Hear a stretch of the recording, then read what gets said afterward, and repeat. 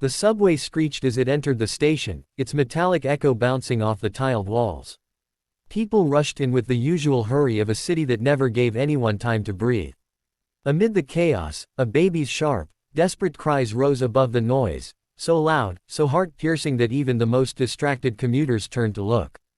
On the bench sat a woman in an expensive navy coat, her hair perfectly styled, her heels unmistakably designer. She held the crying baby in trembling arms. Her face was pale, confused, almost ashamed. No one could guess she was one of the city's youngest millionaires, a tech founder featured in every business magazine. But right now, she looked nothing like a woman of power, just a mother on the verge of breaking down. At the far end of the platform stood a man in a worn jacket, a backpack slung over one shoulder, and a 5-year-old girl tugging at his hand. His clothes were faded from too many washes, his beard uneven, his shoes cheap but clean. He was a struggling single dad named Daniel. He had just finished a 10-hour shift as a warehouse loader. His body ached, his wallet was almost empty, and he still had a long train ride home. But his daughter, Lily, looked up at him with big hopeful eyes as if he were the strongest man in the world. When the baby's cries intensified, Lily turned her head. "Daddy, the baby's sad," she whispered. Daniel nodded. "I know, sweetheart. Someone will help." But as he glanced across the platform, he saw that no one was helping. People were only staring, shaking their heads, judging the mother. She bounced the baby helplessly, but the child's screams grew sharper. Lily tugged again. "Daddy, do something, please." Daniel hesitated. Approaching strangers was risky. He had learned to stay invisible. Life didn't treat men like him kindly. One misunderstanding, one accusation, and everything could go wrong. But the baby's cries pierced his chest, and Lily's pleading eyes made him take a breath. "Okay," he whispered, more to himself than to anyone else. He gently walked toward the woman, keeping his hands visible, his voice soft. "Ma'am, is everything all right?" The woman looked up, startled, as if waking from a nightmare. Tears were gathering in her eyes. I don't know what's wrong," she admitted. "He hasn't stopped crying since we boarded. I'm trying everything. I don't know what to do. I'm failing." Daniel shook his head kindly. "You're not failing. Babies cry for a lot of reasons. Do you mind if I try something? I'm a dad. I've been through this." She blinked, unsure whether to trust him. He looked exhausted, unshaven, not the kind of man her wealthy circle interacted with. But something about his tone, his gentleness, made her nod. "Oh, okay," she whispered. Daniel stepped closer, moving slowly so she wouldn't feel threatened. He first checked the baby's posture, cradled too stiffly. Gently, he repositioned the infant, loosening the blanket so it wasn't too tight. The baby's cries softened by an inch. "You see," he murmured. "Sometimes they feel trapped." The mother watched with wide eyes. "What's his name?" Daniel asked. "Ethan," she said. "All right, Ethan," Daniel whispered soothingly, bouncing him lightly from side to side. To the mother's shock, Ethan's crying began to slow, then hiccup, then fade into tiny whimpers. Daniel gently placed 2 fingers on Ethan's back. "He's got air trapped. When babies swallow too fast, it hurts their tummy." He lifted Ethan to his shoulder, gently patting in rhythmic motions. Within seconds, a tiny burp escaped the baby's lips. Lily jumped excitedly. "Daddy fixed him." A couple of commuters clapped quietly. The woman covered her mouth, tears spilling over. I couldn't even do that," she said. Shakily. Daniel smiled politely. "Hey, we all learn." But the woman wasn't smiling. She looked shattered. "You don't understand," she whispered. "I'm supposed to be able to do everything on my own. I run 10 companies. I make decisions worth millions. Yet I can't even soothe my own child." Daniel shook his head firmly. "Being a parent is the hardest job in the world. No amount of money or success makes it easier." Her eyes softened at that. The train arrived, hissing loudly. People pushed forward to board. The mother hesitated, gripping her designer baby bag with trembling fingers. Daniel motioned toward the door.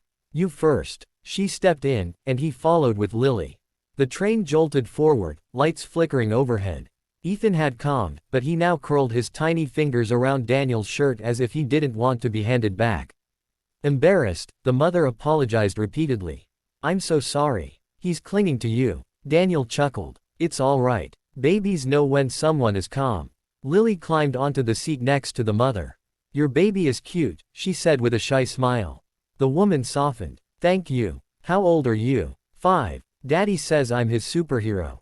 The woman looked at Daniel again, at the dirt on his sleeves, the tired lines on his face, the gentleness in his eyes. Something about him radiated warmth she hadn't felt in a long time. After a moment, she finally introduced herself. I'm Ava. Daniel nodded. Nice to meet you, Ava. She looked surprised. Not because he didn't recognize her, but because he didn't care. People usually froze when they heard her name. They asked for photos, favors, investments. But this man, he just treated her like a normal mother on a tough day. Are you going home from work? She asked awkwardly. Daniel nodded. Yeah, warehouse job. Long shifts, low pay. But I get to be with Lily. That's what matters. Ava glanced at Lily, sweet, bright-eyed, hugging a worn teddy bear. Then she looked at Ethan, the baby who cried for 2 hours in her arms but calmed instantly in Daniel's. You're a good father, she said quietly. Daniel shook his head. I'm trying. Most days that's all I can do. A silence settled. Not uncomfortable, just honest. Ava sighed. I've been raising Ethan alone.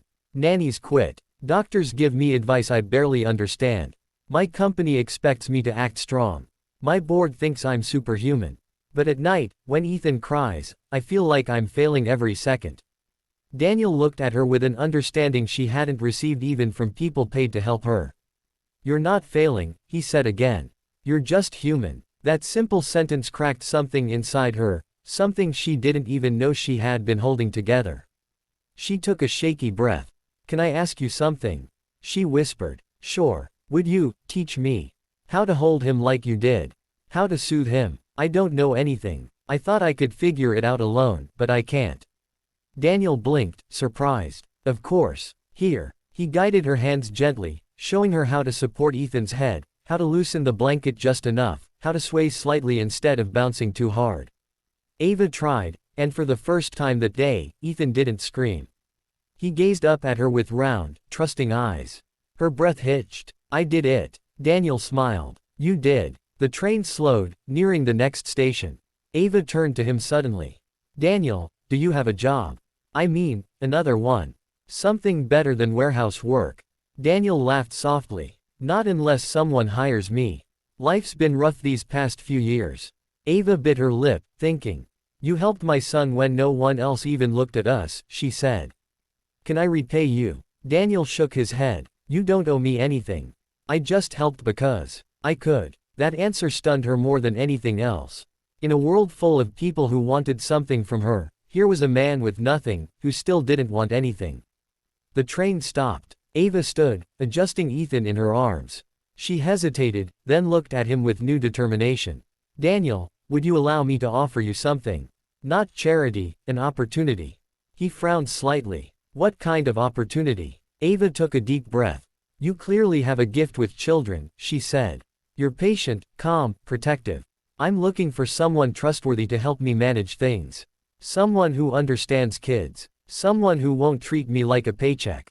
Daniel stared, confused. You mean? She nodded. A real job. With a real salary. Flexible hours. And you can bring Lily. Daniel's heart hammered. He didn't even know her last name. He didn't know he was standing in front of a millionaire offering him a life-changing opportunity. I don't know what to say, he whispered. Just say you'll think about it, she said gently.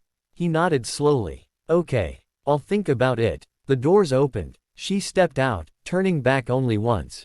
Daniel, she said softly. Thank you for saving my son today. And then she disappeared into the crowd, leaving Daniel standing there, stunned, Lily holding his hand, and a glimmer of hope he hadn't felt in years rising quietly in his chest. The next morning arrived with a gray, sleepy sky. Daniel woke up before the alarm, the way parents do when responsibility trains their internal clock.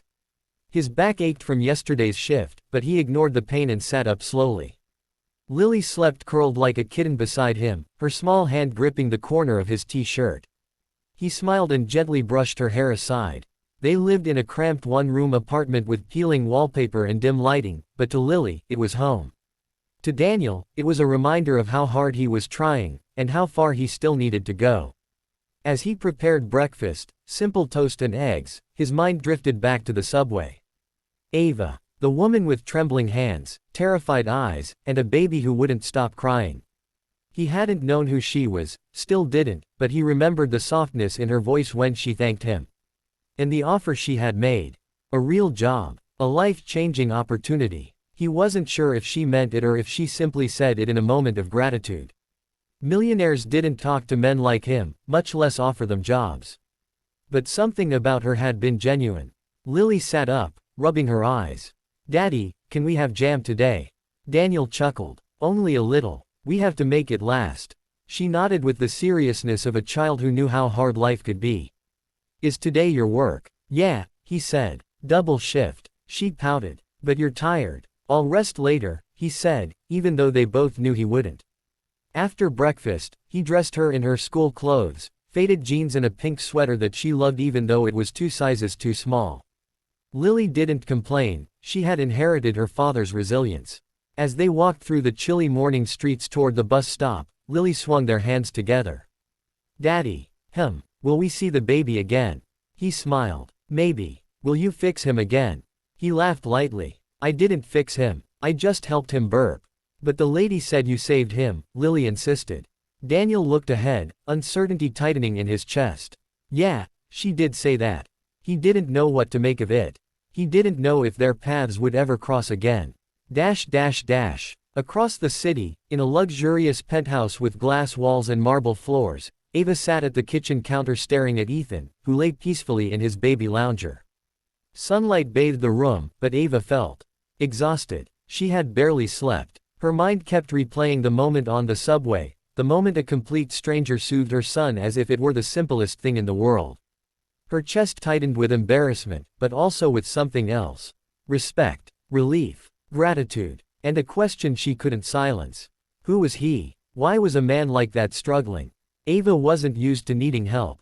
She wasn't used to weakness, vulnerability, or asking someone how to hold her own child. But Daniel had looked at her without judgment, without curiosity, without expectation. As if she were just a mother. Not a millionaire. Not a CEO. Not a public figure. Just a woman doing her best. The sound of the door opening pulled her from her thoughts. It was Nora, the nanny, her third nanny in 2 months. A kind older woman, but overwhelmed by Ethan's constant crying. "Good morning, ma'am," Nora greeted politely. Ava forced a smile. "Morning." Nora set her bag down and approached Ethan. "How was his night?" "Calm," Ava said quietly. "Very calm." Nora gasped softly. "Really? That's unexpected." Ava nodded but didn't explain. As the nanny went about her morning tasks, Ava picked up her phone and opened her calendar. Meetings, calls, deadlines, her day was fully packed. But one thing kept echoing in her mind. You clearly have a gift with children. Was she serious? Was she really considering hiring a stranger she met on the subway? Her board would call her insane. Her security team would say she was endangering herself. But something about Daniel felt trustworthy, more than she trusted most people she knew. Still, hiring someone without verifying anything was reckless. But she had taken bigger risks building her company from nothing. A decision formed quietly in her mind. Find him, she whispered to herself. By the afternoon, Daniel's shirt was soaked with sweat from lifting heavy boxes. His arms burned, his back throbbed, and hunger gnawed at him. He had skipped lunch to save money. During break, he sat on a crate, wiping his forehead when his phone buzzed.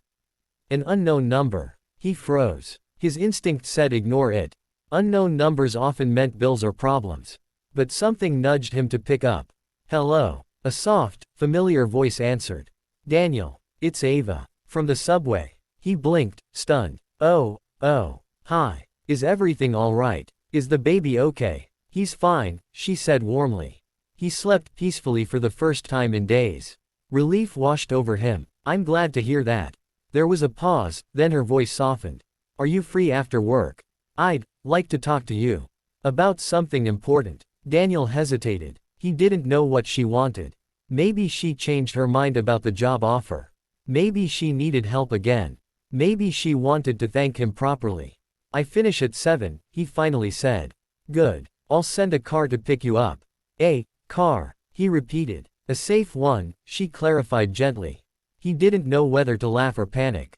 No one had ever sent a car for him. Not his friends, not family, certainly not a millionaire, though he didn't yet know she was one. Okay, he said quietly. Thank you, Daniel. I'll see you soon. The call ended. Daniel stared at his phone as if it had transformed into gold.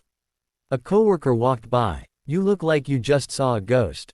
Daniel exhaled shakily. Something like that. At exactly 7, Daniel stepped outside the warehouse with Lily in his arms. She was half asleep on his shoulder, worn out from daycare. A sleek black car waited nearby. Daniel froze. He wasn't used to expensive cars.